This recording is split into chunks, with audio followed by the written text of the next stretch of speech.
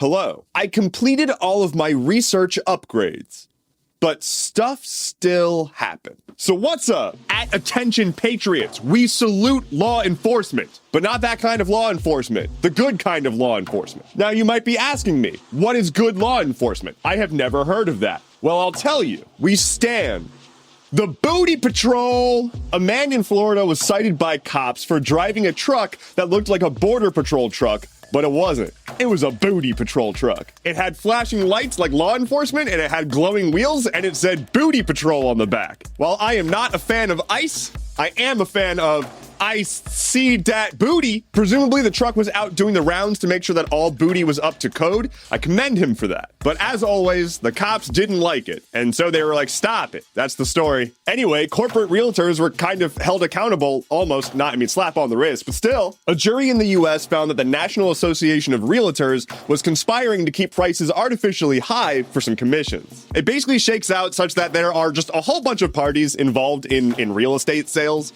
and not all of them need to be there, but all of them were still getting paid more than they needed to be for not doing a whole lot. The long and short of it is people working to keep people making money off of basically no work for the purpose of continuing to extract money from the system. And guess who loses? As always, it's us. My understanding is that it's kind of similar to the bullshit in like the medical insurance industry, where it's just like, let's just use funny money and see what ends up coming into our pockets. Anyway, various massive corporate realtor groups now have to pay about $2 billion in damages that might go up.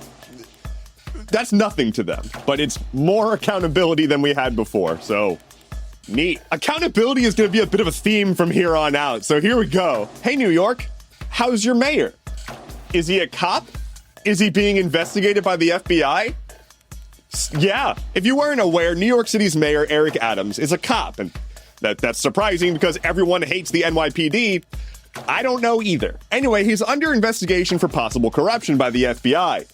Shocker. Recently, this investigation broke more into the public eye as the head of his campaign fundraising had her home raided by the FBI. They are looking into possible corruption with taking money from the Turkish government, and there's like a construction company involved. It's the whole 9 yards. We could bust out the conspiracy board if you want. Wild. A cop politician possibly doing corrupt things.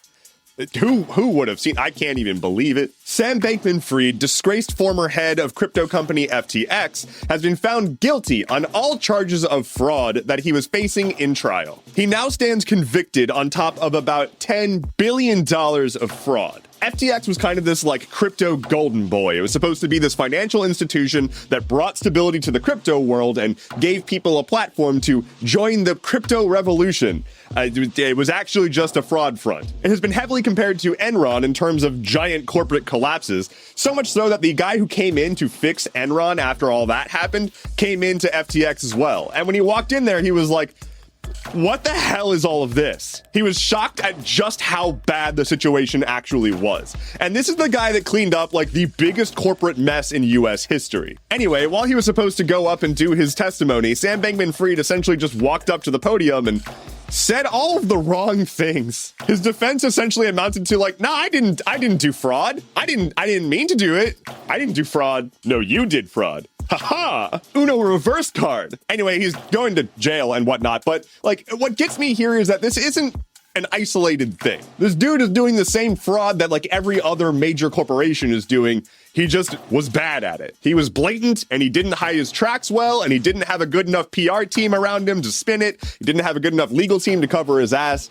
This is all going on constantly. Probably not to the same degree in one place as this was, but amortized and spread out over a bunch of other corporations, or just being done in broad daylight by corporations that are too big to go after. Show me a CEO who isn't corrupt, and I will ask you to leave my house. How did you get in here? On this day in 1973, NASA launched the Mariner 10 space probe towards Mercury. It was the first space probe to actually reach Mercury. It did multiple flybys of Mercury. It also passed by Venus at one point. As it passed by Venus, it also became the first space probe to send back images of Venus to Earth. Previous probes had sent back like data and stuff, but none of them had actually given us their Snapchat. Lightning round, a new treatment for Super gonorrhea has apparently passed medical trial. Apple is shutting down their voice-only plan for Apple Music, which was a plan that gave you access to their music library, but you could only access it through voice commands to Siri. Wow, weird that they would shut that down. Disney will be acquiring a remainder of a controlling stake on Hulu from Comcast, citing that this will, quote, further Disney's streaming objectives. I love furthering my streaming objectives. The Texas Rangers beat the Arizona Diamondbacks 5-0 in the Baseball World Series.